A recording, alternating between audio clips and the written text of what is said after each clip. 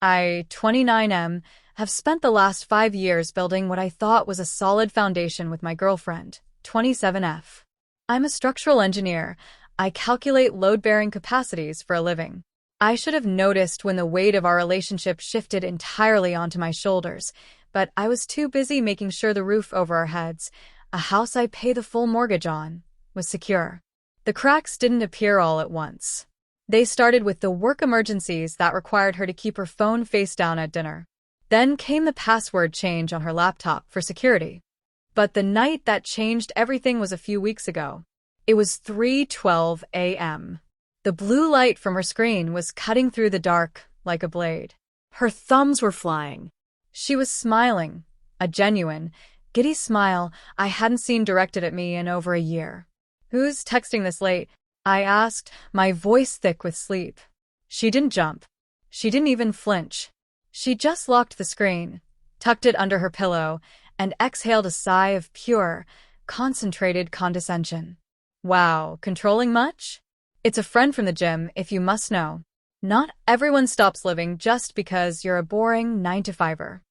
Maybe if you had a life outside of those blueprints, you wouldn't be so insecure."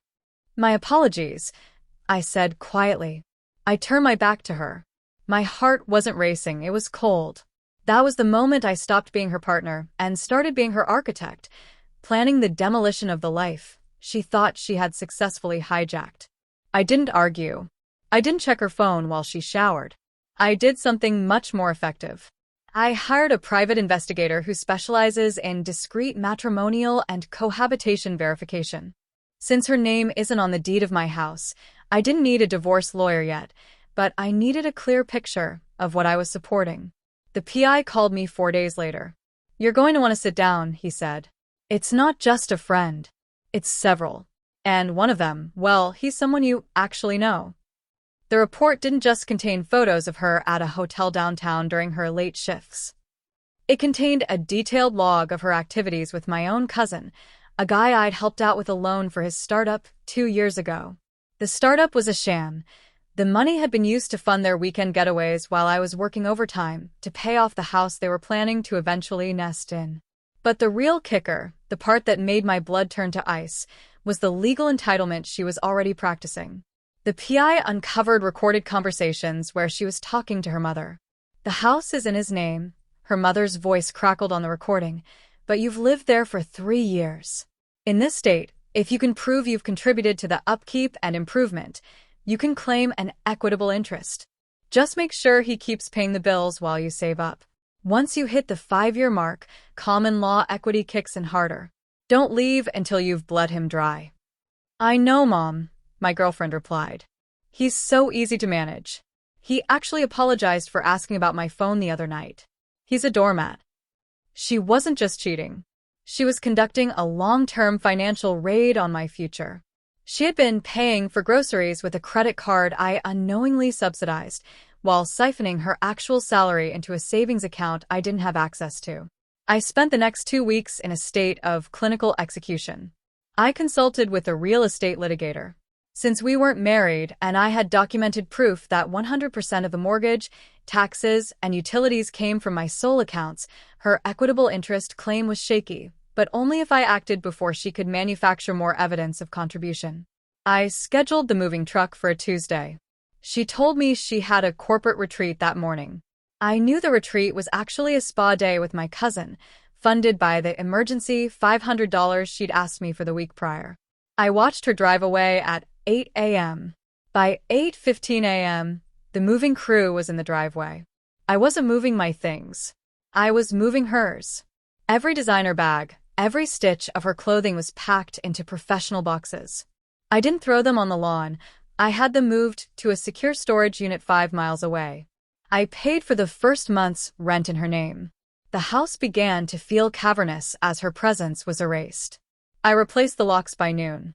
By 2 p.m., I had my lawyer file a formal notice to quit and a no trespass order, citing the recorded evidence of her intent to commit domestic financial fraud.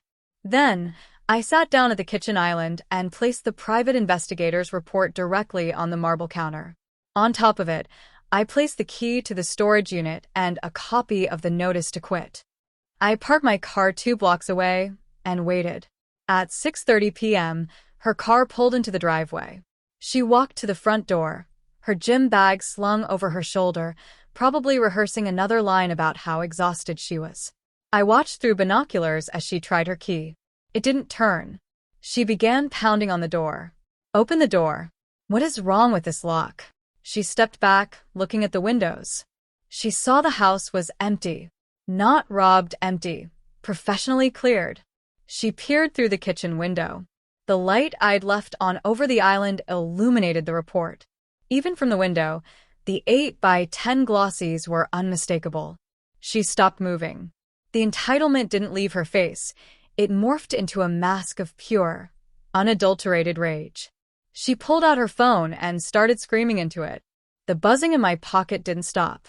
I didn't pick up. She was pacing the porch, her designer heels clicking like a countdown timer. She tried the door one last time, then she did something I expected. She called my mother. I didn't give her the satisfaction. I sent a pre-written text to my entire family group chat, including my mother, my sister, and the aunt whose son was currently sleeping with my girlfriend. I attached the link to the PI report, the hotel receipts she charged to our joint emergency card, and the audio of her and my cousin. I told my cousin I'd see him in small claims court for the $15,000 loan he defaulted on while vacationing with her. She realized then that the doormat had pulled the rug out. She didn't leave. Instead, she sat on the porch steps and waited. 10 minutes later, my cousin pulled into my driveway. He looked smug, stepping out of his sedan, the one he'd bought with the interest-free money I'd given him.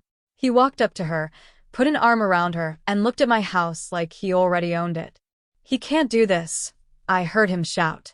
"It's illegal to kick a resident out without 30 days' notice. Call the cops, baby. We'll get back in there tonight, and then we'll sue him for emotional distress." The police arrived 10 minutes later. 2 cruisers. She ran to them. The damsel in distress act in full swing. "He locked me out. All my things are gone.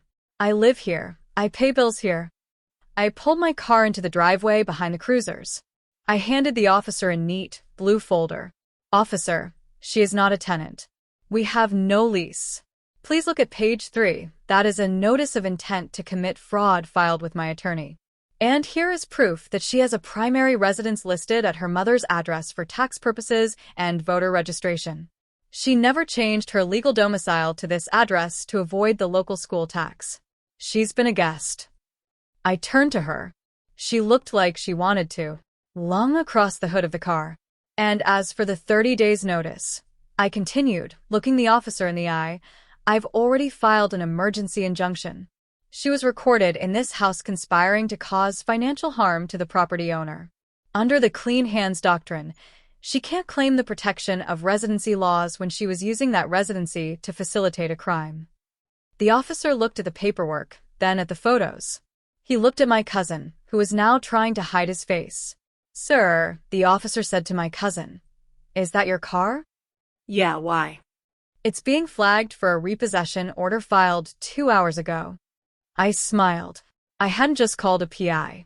I had called the private lending servicer I'd used to funnel the loan to my cousin. Since he'd missed 3 installments, I had sold the debt to a collection agency that didn't share my family ties. They were efficient. The police told them to leave. My cousin's car was hooked up to a tow truck that arrived moments later. They had to call an Uber to go to a storage unit to get her clothes. But the night wasn't over. 2 hours later, as I sat in my quiet, empty house, my front window shattered. The sound of the glass shattering was the most expensive mistake she ever made. I had already installed a high-definition 4K security system with cloud backup. I watched my phone screen as the live feed showed her standing on my lawn, a decorative paving stone in her hand, her face contorted in a mask of pure, ugly entitlement. "Open this door, you coward," she screamed. "I have rights. I put 3 years into this house. You owe me half of everything in there." My cousin was right behind her. "Break the other one. He can't keep your jewelry. That's theft." I didn't open the door. I called the same precinct. "Sergeant, they're back. They've breached the perimeter, and she just put a brick through my front window. I'm fearing for my safety. I'm armed," The sirens cut through the neighborhood silence. The officers saw the shattered glass. They saw her holding a second stone. They saw my cousin trying to kick in the side door. Watching her face hit the grass as they handcuffed her was a special kind of catharsis. "He's abusing me," she shrieked. "He's keeping my medicine. He's keeping my clothes." "Officer," I said, stepping onto the porch and holding up a printed receipt. As I stated earlier, her belongings, including her medicine and jewelry, were professionally packed and moved to Unit 402 at the Secure All. Here is the GPS timestamped photo of the movers. I also have the delivery confirmation showing the key was handed to her in person 2 hours ago. The officer looked at her. "You had the key to your stuff, and you came back here to break windows?" "It's my house too," she yelled. "No, ma'am," the officer replied. "Property records show a single owner. You've been served a no trespass order. That's a felony break-in now." They threw her in the back of the cruiser. My cousin, realizing he was about to go down as an accomplice, started barking like a dog. "I didn't do anything. She told me she had a right to be here." "Sorry," I said, leaning against the doorframe. "I was too busy calculating the interest on that $15,000 you owe the collection agency. By the way, the agency I sold your debt to? They specialize in aggressive recovery. Good luck with the bus ride home." The next morning, I went to the courthouse. I filed for a permanent restraining order. I played the audio of her and her mother discussing how to bleed me dry. The judge signed the order without blinking. But the real revenge wasn't just the legal system.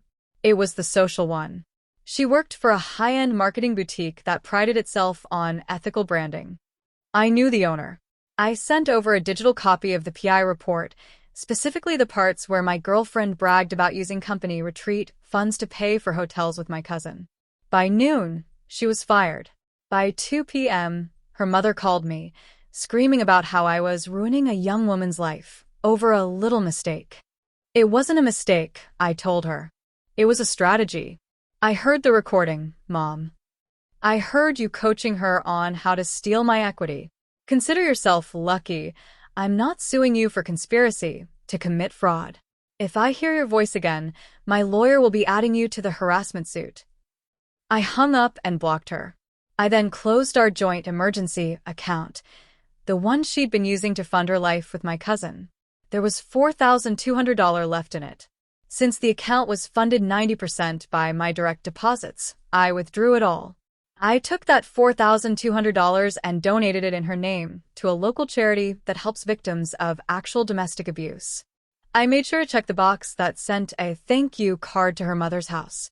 The final court date for the malicious destruction of property and the restraining order hearing was the final blow. She showed up in a conservative gray suit, her mother flanking her. Her lawyer stood up. "Your Honor, my client was in a state of emotional duress. She was illegally locked out." "It wasn't her home," my lawyer interrupted, sliding a folder across the bench. "Here are the tax filings from the last 3 years where the defendant claimed her mother's address as her primary residence. She can't claim residency for lockout while simultaneously committing tax evasion by claiming she lives elsewhere." The judge looked at my ex. "Is this true?" My ex opened her mouth, then closed it. The damsel's script was failing. Furthermore, my lawyer continued, "The repair estimate for the window is $2,400 for custom-fitted, hurricane-grade glass. In this state, anything over $2,000 is a felony. We are not interested in a plea deal." Her mother stood up in the gallery. "He's a monster. He has millions in equity." The judge banged the gavel. "Sit down. Equity in a property you don't own does not grant you the right to throw rocks through it." The sentencing was swift.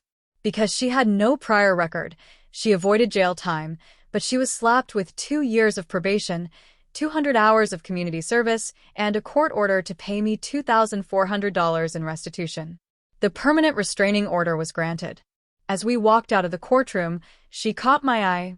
She leaned in, her voice a poisonous whisper. "You think you won? I still have all the jewelry you bought me. I'm going to pawn it and take your cousin on a vacation. You're still just a lonely guy in a big, empty house." "Check the storage unit again," I said calmly. She froze. I didn't steal your jewelry, I continued. But I did remember that I bought most of it on my store accounts with right of rescission clauses for non-payment. Since I reported the emergency credit card as used for unauthorized purchases, specifically the ones you made for the hotel rooms, the jeweler flagged those items as disputed property. If you try to pawn them, the serial numbers will trigger a police notification. Have fun wearing lead glass. The look on her face was worth every cent. It was the look of a person who realized that when you treat people like doormats, you shouldn't be surprised when they decide to stop letting you walk all over them. I went back to my house. The new window was crystal clear.